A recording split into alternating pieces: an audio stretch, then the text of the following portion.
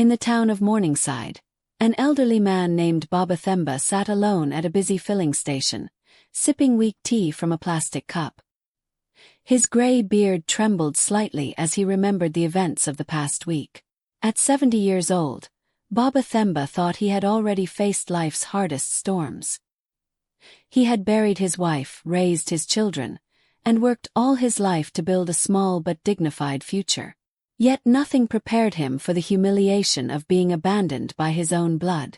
Just 3 days earlier, his son Saifo had driven away with his wife and children, leaving him stranded at a rest stop on the long highway. To passers-by, Baba Themba may have looked like just another helpless old man who could be discarded like yesterday's newspaper.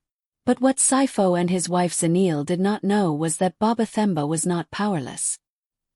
He still held the title deed to the very house they thought was theirs. And with that paper in his possession, the old man was about to remind them who had laid the foundation of their comfort. The story began 6 months earlier. Saifo had called his father one night, his voice heavy with desperation. "Baba, I don't know what else to do," he whispered. "Zanil lost her job, and the children's school fees and the mortgage are drowning us. We may lose the house." Baba Themba sat in his small retirement room in Sunridge Estate, his heart heavy. He had been enjoying quiet evenings, his chess games with old friends, and trips to visit his younger brother in another province. He had promised himself that his days of rescuing grown children from trouble were long gone. But Saifo was his first son, the one who carried his name. Memories of the boy who once followed him everywhere came flooding back. Baba Themba could not ignore his cry. "How much do you need?" he asked, already thinking of his small savings left from his late wife's insurance. 85,000, Baba," Saifo answered. "It will save everything." Baba Themba had lived with wisdom shaped by hardship. He had once been forced to rebuild his family's life after his wife's long illness drained their finances. Now he had been saving quietly, determined to keep something for his old age.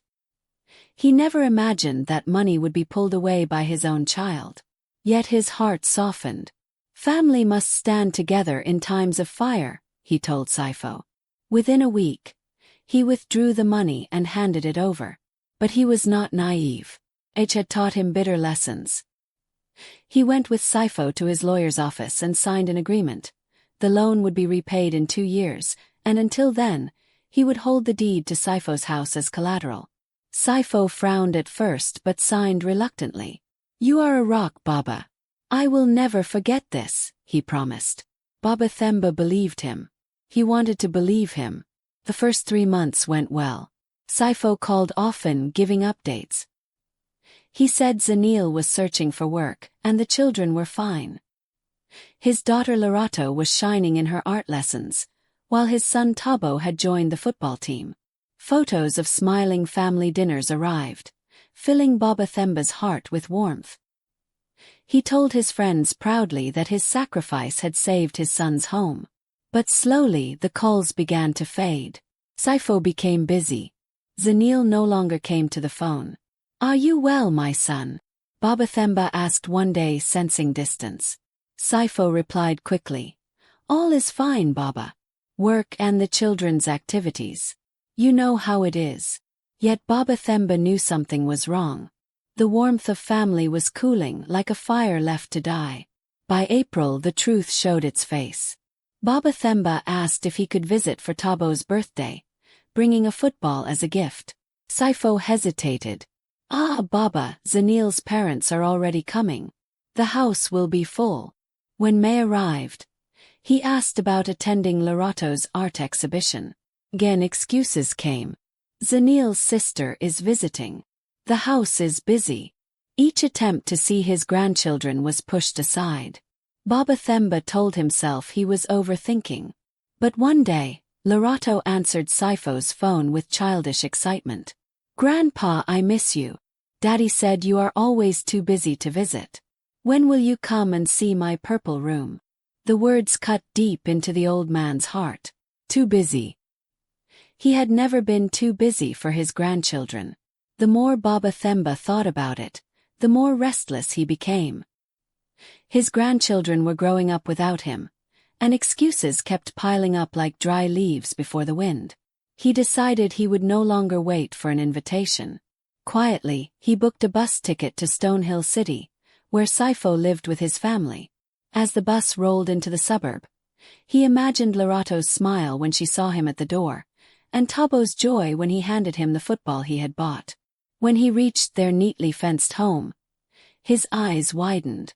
The lawn was well kept, the flowers freshly planted, and in the driveway stood a shiny new German car. The house looked nothing like the struggling home Sifo had described. His heart tightened, but he knocked anyway. When Zanil saw him, her face changed quickly from shock to a forced smile. "Baba Themba! What a surprise!" Sifo appeared behind her, his expression pale. "Baba, what are you doing here?" "I came to see my grandchildren," Baba Themba replied firmly. "I cannot go months without hearing their laughter." Sifo shuffled his feet and muttered, "They are not at home. Lorato is at a friend's party, and Tabo is with his football mates." Baba Themba studied their faces. They looked uneasy, like children caught in a lie. "I can wait," he said simply, stepping into the house. The living room stunned him further. Brand new furniture, a massive flat-screen television, and a crystal vase on the table. This was not the picture of financial struggle he had been painted. "We are expecting friends for dinner, Baba," Zanil added quickly. "It might not be the best time." But the old man only sat down, his heart torn between anger and disappointment. For nearly an hour, Baba Themba tried to hold a conversation, but every word from Sifo and Zanil carried the weight of discomfort. They dodged his questions about work, about the children, about their lives. They did not ask if he was comfortable. They did not offer him tea. They only seemed eager for him to leave. When he finally stood up, Sifo walked him out. "Baba, next time please tell us before you come. That way we can prepare properly." As Baba Themba walked down the street, the bitter truth settled on him like dust from the road. His son had used his money not for survival, but for luxury. He had lied to his own father, kept his grandchildren away, and now treated him like a burden. That night, Baba Themba sat in his small lodge room, unable to sleep. Something inside him told him this was only the beginning of betrayal. Determined to uncover the truth, Baba Themba stayed in Stonehill for a few more days. He asked questions quietly, visiting the local market and chatting with neighbors who were eager to talk. What he learned shocked him further. Zanil had not been unemployed at all. She had started working at a marketing company months earlier, earning more than her previous job. The new car in the driveway had been bought only 2 months ago. And the children, those precious grandchildren he longed to see, had been playing at home on the same day he was told they were away at parties. Lies upon lies. Baba Themba clenched his fists. He had raised Sifo to value honesty and respect, yet his own son had woven a net of deceit around him. The betrayal burned deep, but it also lit a fire of resolve. He would not remain silent. That evening he called Sifo directly. "My son," he said calmly, though his voice carried the weight of thunder. "I want the truth. Is Zanil working?" There was a long pause, then Sifo replied, "Baba, why are you asking these questions? It is not your concern how we live." Baba Themba's patience thinned. "I gave you 85,000 to save your home. I have the deed. And now I see new cars, dinner parties, and lies about the children. Tell me the truth." Sifo's tone hardened. "Baba, you are acting like a bank. We are your family. Family does not measure each other with money." Baba Themba's chest tightened with anger. Family does not lie. Family does not shut doors on the very man who built those doors with his sweat. When he hung up, his hands trembled. He realized his son no longer saw him as a father, but as a creditor to be silenced. The old man's heart ached, but deep inside, a new determination was born. He would not be used. Weeks passed after that bitter phone call, and the silence between father and son grew heavier. Sifo no longer called on Sundays. The grandchildren's voices were never heard again. Baba Themba tried to bury his sorrow in daily routines, but each night he sat alone, staring at the deed he still held. He remembered the sacrifices of his youth, working double shifts in the mines, saving every coin to give Sifo an education, helping him buy his first car, even contributing to his wedding. Now that same son dared to accuse him of valuing money more than family. One afternoon, he visited his lawyer, Mr. Dlamini, and laid out the situation. Dlamini read the papers carefully. "Baba Themba," he said, "you have every right to demand repayment. If they refuse, you can force the sale of the house." The old man sighed. "Do you think my own son will make me sell his house?" Dlamini looked at him steadily. Sometimes truth comes only through consequences. But Baba Themba still hoped for reconciliation. His heart was heavy with love for his grandchildren, and he prayed Sifo would remember his duty as a son. Then one day Sifo called. His voice was unusually warm. "Baba, we have been thinking. It would be wonderful if you moved in with us. You can cancel your lease, save money, and be close to Lerato and Tabo." For a moment, Baba Themba's heart lifted. Perhaps this was the opening he had been waiting for. "Truly, my son." "Yes," Sifo replied. "And you can help us around the house. Look after the children, maybe cook some meals. It will ease Zanil's burden." The excitement in Baba Themba's heart faded. They were not offering him a home. They were offering him work. He asked quietly, "And the loan, Sifo? Will this arrangement mean you will pay it back?" Sifo's voice grew sharp. "Baba, if you live with us, why rush repayment? You will save money. That should be enough." That night, Baba Themba sat in his one-room flat, staring at his late wife's photo. He whispered, "Namvula, did we raise a child only to be used like this?" His chest was tight, but his mind was clear. He would rather live alone with dignity than become a servant in his son's house. The next day he called Sifo. "My son, I have thought about your offer. I will not move in. I like my life here." Silence filled the line, then Sifo snapped. "Baba, that is selfish. You are choosing your small pleasures over your family." The old man's heart hardened. "No, Sifo. I am choosing self-respect. And I expect you to honor the agreement and repay my money." His son's voice turned cold as winter. "Fine, Baba. If that is how you want it, we will pay. But do not expect us to treat you the same again." Baba Themba hung up, his hands trembling but his spirit firm. Months went by, and not a single cent came. Each time Baba Themba called, Sifo had excuses. "We are arranging it. We need more time. Be patient, Baba." By July, even his calls were ignored. When Sifo did answer, he spoke with irritation. "You are pressuring us. Stop acting like a debt collector." The old man realized with bitter clarity that they never intended to pay. His sacrifice had been turned into a chain meant to silence him. By August, Baba Themba prepared to act. He visited Mr. Dlamini again and asked, "If I call in the loan, how much time will they have?" The lawyer replied, 30 days. "If they cannot pay, the house will be sold." Baba Themba nodded. "Then it is time."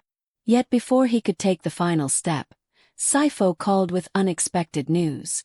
"Baba," Sifo said with false cheer, "we are going on a family trip for the long weekend. We want you to join us. We will drive to Bergview, see the mountains, maybe even go hiking. It will be good for the children to spend time with you." Baba Themba hesitated. After months of coldness, why this sudden invitation? Still, his heart longed to see Lerato and Tabo. "Yes, my son. I will come." He spent the evening packing, adding small gifts for his grandchildren and baking biscuits his late wife used to make. As he folded his clothes, he whispered to himself, "Maybe this trip will heal us." The next morning, a shiny SUV pulled up outside his flat. Zanil smiled stiffly in the front seat, and the children waved from the back. "Grandpa," Lerato called, "are you ready for the adventure?" Baba Themba climbed in, hugging Tabo tightly. The road was long but filled with chatter. The children showed him pictures on their tablets. They laughed at old stories. For the first time in many months, his heart felt light. They stopped for lunch at a small roadside restaurant. After eating, Saifo leaned close. "Baba, about the loan. We think expecting repayment is unfair. You have your pension. We are just starting out." Baba Themba set down his cup. "Saifo, you signed an agreement." His son's eyes darkened. "Sometimes agreements must bend for family." Zanil added coldly, "Money is dividing us. Is that what you want?" The rest of the journey grew tense. The children sensed the silence, retreating into their games. Later they stopped at a viewpoint high in the mountains. "Let us stretch our legs," Saifo said.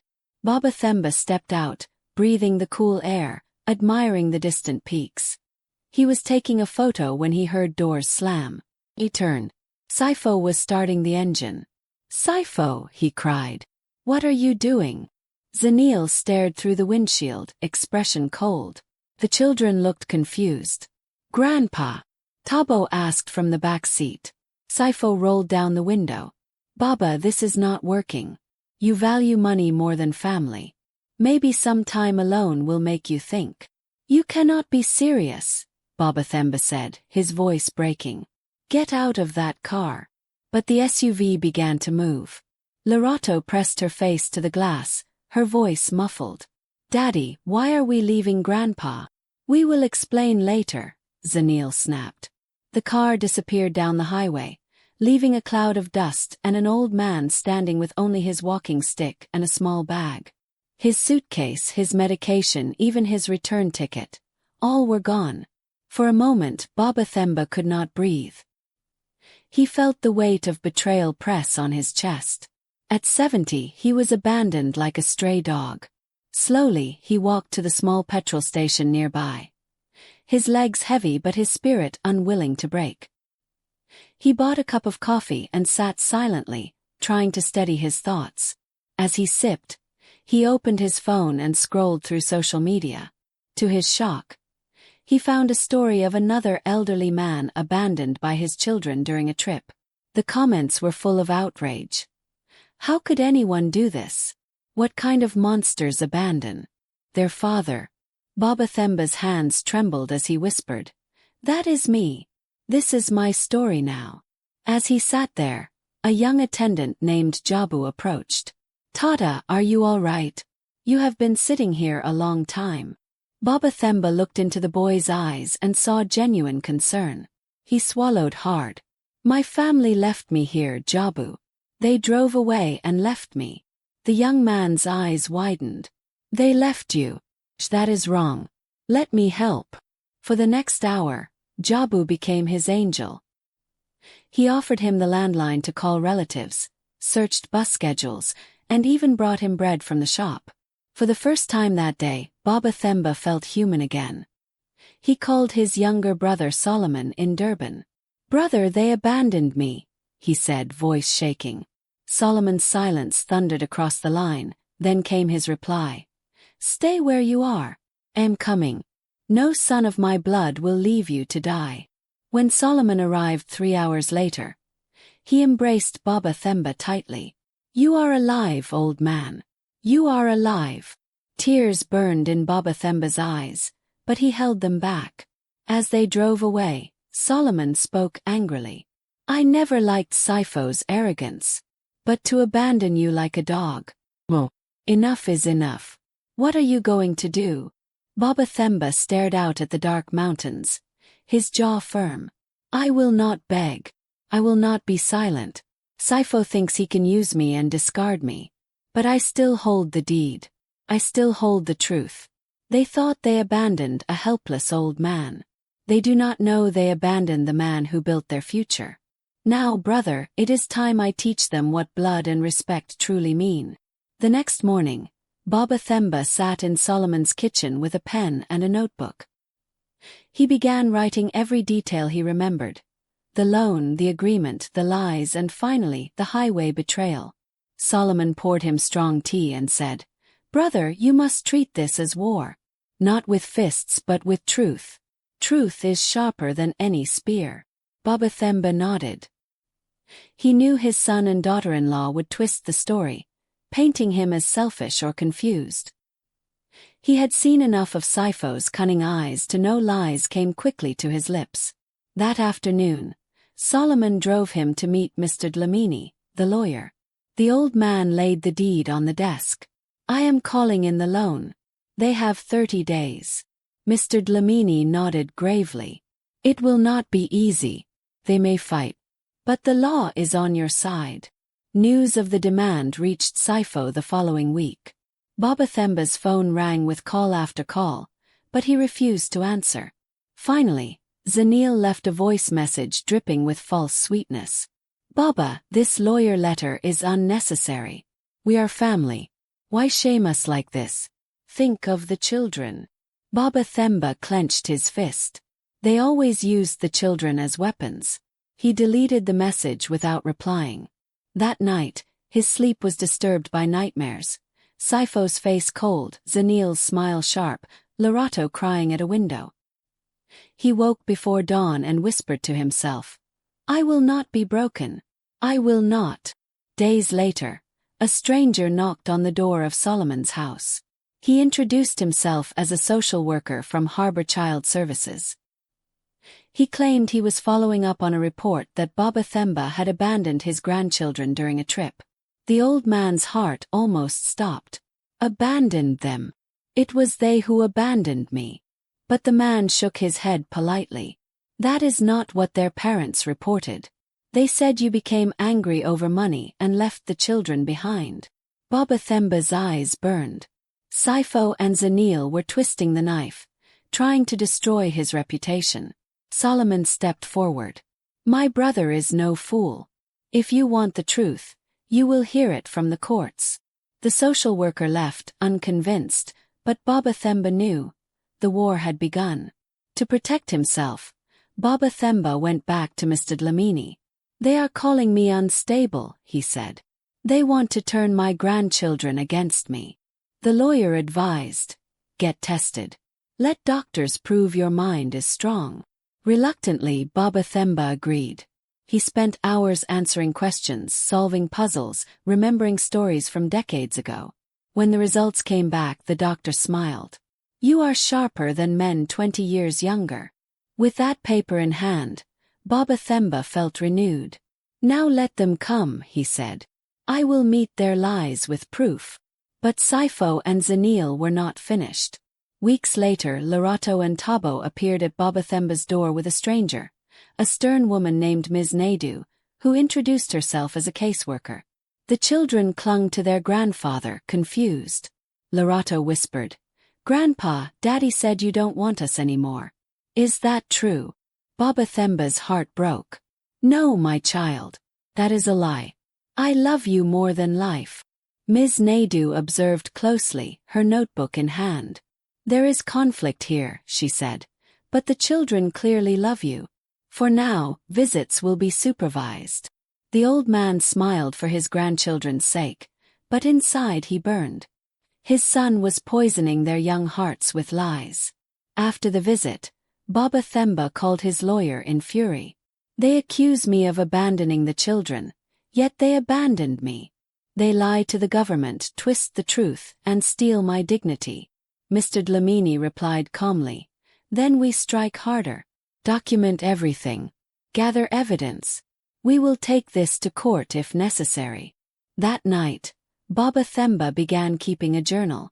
Every call, every lie, every threat, he wrote down with dates and times. His late wife's framed photo watched over him and he whispered, "Nomvula, forgive me. I will fight for our name." One morning, Solomon returned from the market with startling news. "Brother, do you know what people in town are saying? Sipho has been boasting that you are old and weak, that you signed away the house to him already." Babathemba felt his chest tighten. Lies were spreading like wildfire. He knew Sipho's pride was strong, and with Zanil whispering in his ear, that pride had become arrogance. "Then we must expose the truth," Babathemba said. He visited Mr. Dlamini once more. I want everything ready. The loan, the deed, the agreement, make copies. Let the world see who is lying. Soon the fraud grew clearer. With the help of a private investigator named Mr. Kumalo, Baba Themba discovered that Saifo and Zanil had not only lied about unemployment. They had also borrowed money from Zanil's parents, claiming Tabo needed medical treatment. The money, too, had vanished into new furniture and parties. Baba Themba shook his head in disbelief. So, I am not their only victim. Kumalo nodded. They have a pattern. They target the ones who love them most. And when the money dries up, they cut ties. Baba Themba stared out of the window, his jaw set. Then they chose the wrong man this time. I will not be silent. The investigator also revealed something more chilling. Saifo had been secretly collecting Baba Themba's financial documents whenever he visited, snapping photos of bank cards, pension papers, and insurance files. They planned to drain you completely, Kumalo said. Even now they have tried to access your accounts. The bank caught the attempt. Baba Themba's blood ran cold.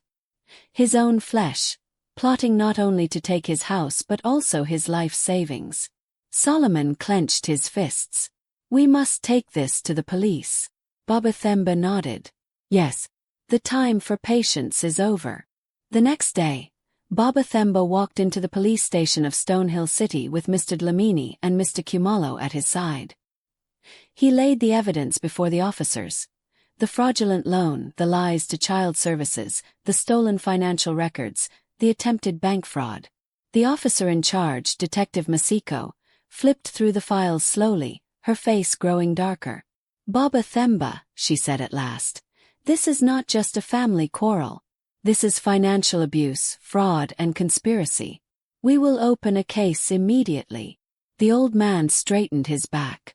For the first time in months, he felt the ground firm beneath his feet. Good, he said. Let my son learn that respect is not demanded, it is earned. And when you betray blood, you face the consequences. Detective Masiko wasted no time. Within a week, police officers visited Saifo's home with questions about the loan and Baba Themba's accusations. Neighbors watched as uniformed men knocked on the shiny front door. Saifo tried to act calm, but his arrogance slipped. This is a family matter. My father is confused. Masiko raised an eyebrow. Confused. Then how does he have legal documents, signed by you, showing an 85,000 loan? Zanil stepped forward, smiling falsely. Those papers were a mistake. We agreed the money was a gift. But the officer only shook her head. A mistake signed before a lawyer. Well, this is serious. You will hear from us again. When the police left, Saifo slammed the door, shouting at Zanil. Why didn't you destroy those papers? She snapped back. Because I never thought your old man had the courage to fight us. News spread quickly in Stonehill. At the barber shop, at the market, in the churches, people whispered. Saifo is under investigation for defrauding his own father. Some shook their heads with pity, others with anger. One elder said, a man who dishonors his father dishonors himself. He will never prosper.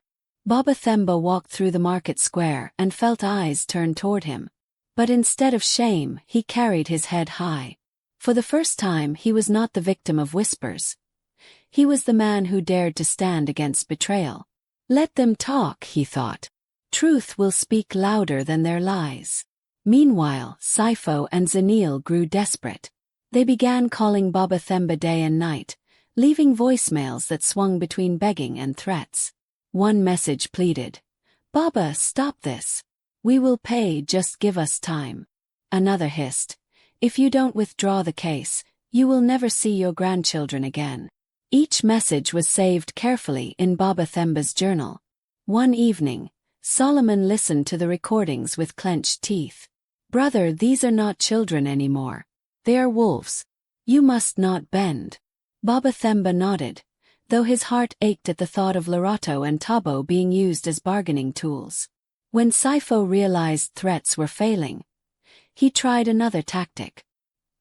He began spreading rumors that Baba Themba was mentally unstable, telling neighbors and even church members that his father was losing his memory and acting irrationally. But Baba Themba was prepared. He visited the local clinic and obtained a clean bill of health from a respected doctor. The doctor even agreed to testify if needed.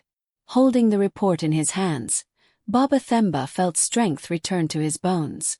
They will not call me weak. They will not strip me of my mind. I am still strong.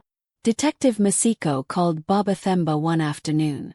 We have discovered that your son has been withdrawing large sums of cash.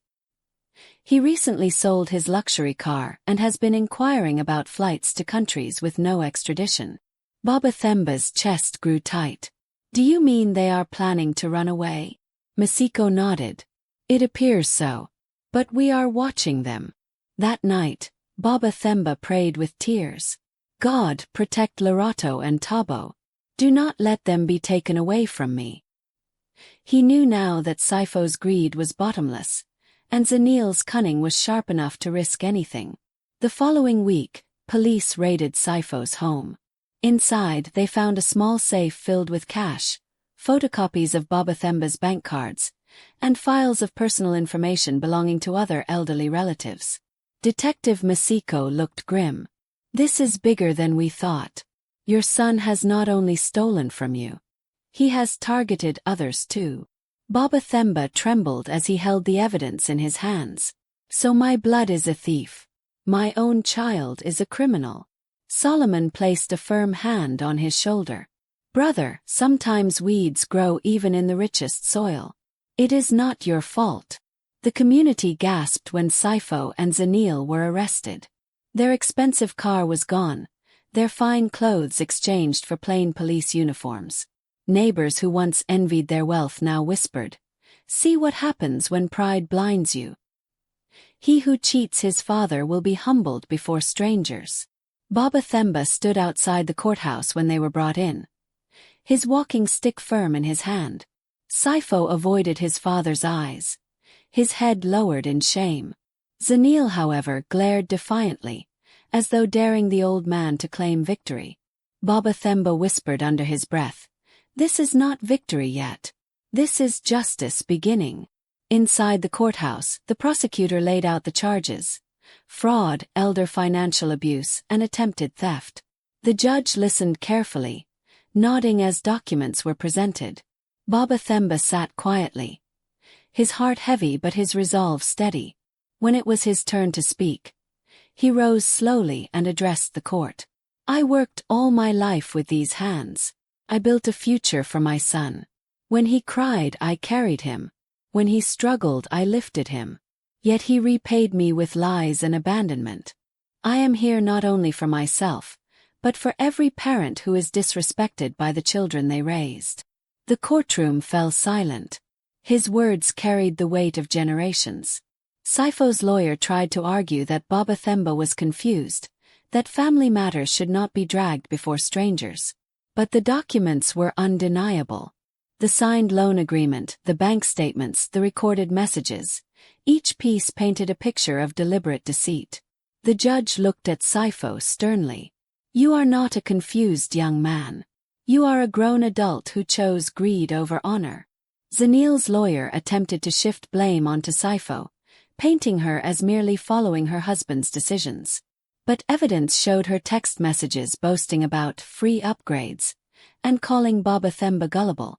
The lies crumbled like sand before the tide. When the court adjourned for the day, Baba Themba walked slowly down the courthouse steps. Reporters surrounded him, asking, "How does it feel to bring your son to justice?" He paused, looking into the cameras with weary eyes. "This is not about me and Saifo alone. This is about respect.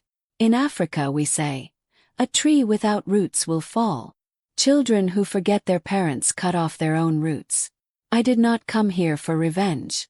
I came here so no other father, no other elder, will be abandoned and mocked by the very blood they nurtured." His words were carried across the radio and newspapers, and many who listened felt a stirring in their hearts. The story of Baba Themba was becoming more than a case. It was a lesson for the nation. The second day in court brought new revelations. Detective Masiko presented files from the safe found in Saifo's house. Inside were copies of bank cards, IDs, and insurance papers belonging not only to Baba Themba but also to Zanil's parents and an elderly aunt. The courtroom buzzed with shock. The prosecutor raised his voice. This was not a one-time mistake. This was a pattern of exploitation. They targeted the elders who trusted them most. Saifo shifted uncomfortably, his face pale. Zanil crossed her arms, her defiance melting into nervous glances at the judge. Baba Themba lowered his head, ashamed not for himself, but for the blood he carried in his son. During cross-examination, the prosecutor played one of Saifo's recorded voicemails. His voice filled the courtroom. "Baba, if you don't stop this, you will never see Lorato and Tabo again." Gasps echoed through the gallery. Even the judge frowned deeply. Turning to Saifo, he asked, "Did you threaten your father with his grandchildren?" Saifo stammered. It was said in anger. But the damage was done. Every parent in the courtroom felt the sting of those words. Baba Themba gripped his walking stick tightly, whispering, "Children should never be used as weapons." When it was Zanil's turn, the prosecutor revealed text messages she had sent to her sister. In one she bragged, "We got new furniture. All thanks to the old man. He is too gullible to fight back." Another said, "Even if he complains, who will believe him? He is just an old man." Zanil's face drained of color as the words were read aloud. The judge shook his head. "Madam, you thought old age equals weakness. But today you see it equals wisdom." The courtroom murmured in agreement.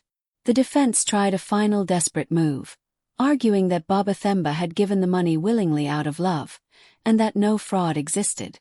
But Mr. Dlamini rose with quiet strength. Yes, he gave out of love. But love was betrayed.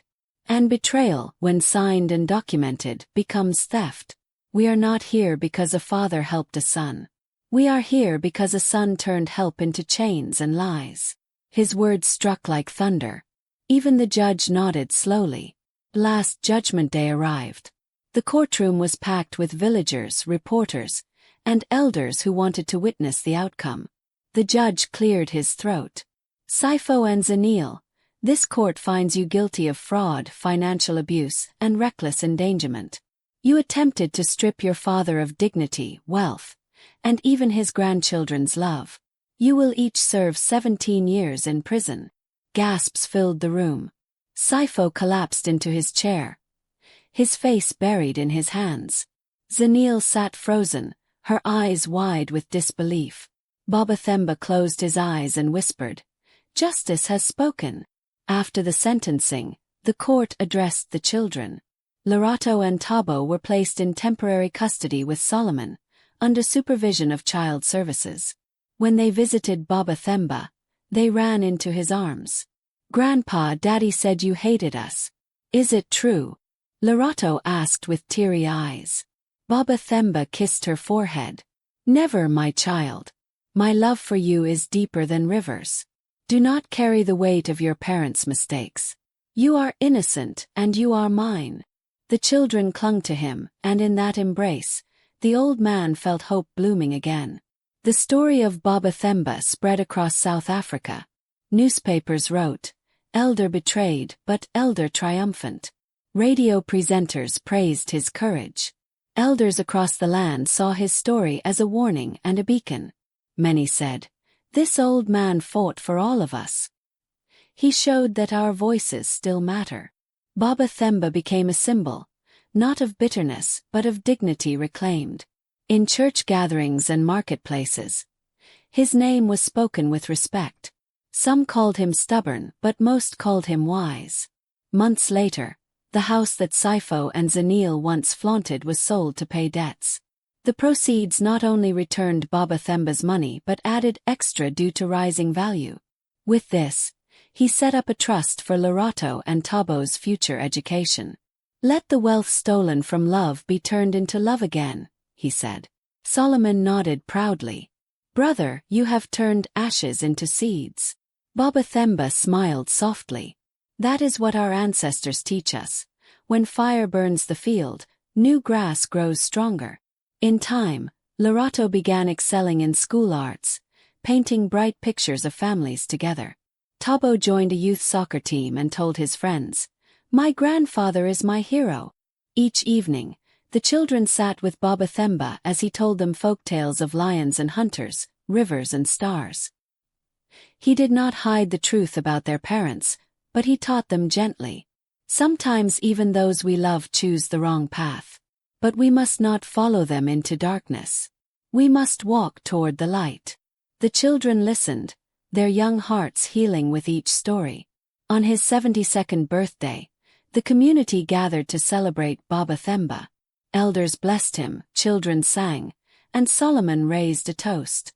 This man was abandoned on a highway, but he turned his pain into power. He taught us that respect is not demanded by age alone, it is defended by truth. Baba Themba stood slowly, his grandchildren by his side. "I am not a hero," he said softly. "I am only a father who refused to be silent. Let all who hear my story remember. Wealth fades but dignity remains. And when blood betrays you, build a new family with those who honor you." The crowd erupted in applause, and as Lorato and Tabo held his hands, Baba Themba knew his journey had come full circle. He had lost a son but gained a legacy.